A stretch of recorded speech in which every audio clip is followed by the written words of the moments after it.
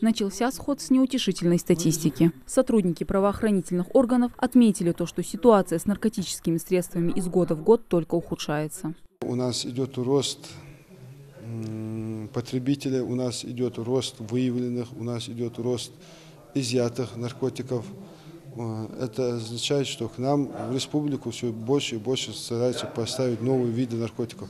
В этом году идет огромный рост изъятия синтетических наркотиков. Психотропные вещества заставляют мозг отправлять ложные сигналы и менять естественное поведение человека. К употреблению, а впоследствии и распространению приобщаются не только парни, но и девушки. За 6 месяцев 2023 года правоохранительными органами Республики Ингушетия выявлено 383 преступления. В прошлом году это было порядка 162 преступлений. Почти в 3 раза увеличилось количество выявленных преступлений. Предварительно расследовано и направлено в суд 264 преступления, по которым лица у нас установлены, они сейчас сидят у нас задержаны. В прошлом году это было 94 преступления. На 268% увеличилось количество выявленных тяжких и особо тяжких преступлений. Это когда большие партии наркотиков. Найти товар любой ценой. С этой целью наркозависимые и торговцы ищут запретные вещества через просторы интернета.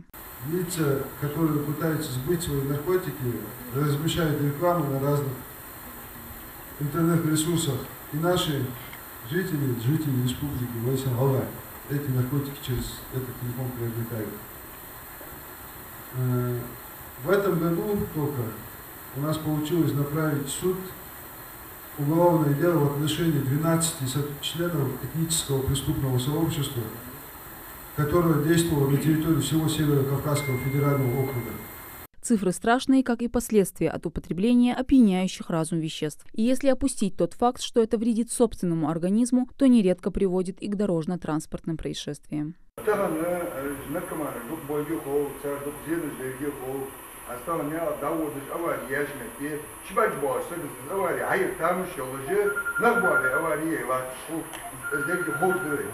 И в случаях с ДТП в регионе статистика вновь неутешительная. По сравнению с прошлым годом в этом зафиксировано значительно больше аварий. Превышение скорости, нарушение правил обгона, несоблюдение дистанции, а еще управление авто в нетрезвом состоянии. 266 официально в состоянии опьянения, наркотического, алкогольного и событий.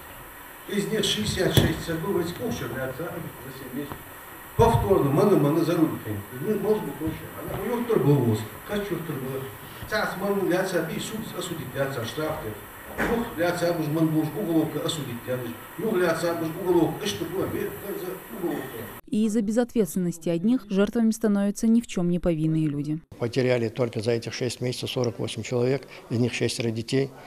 И где-то 188 человек покалеченных. Для нашей республики это огромная цифра. Собравшиеся в зале неравнодушные жители уверены, проблему нужно решать как можно оперативнее и начать с себя, собственного окружения и своей семьи.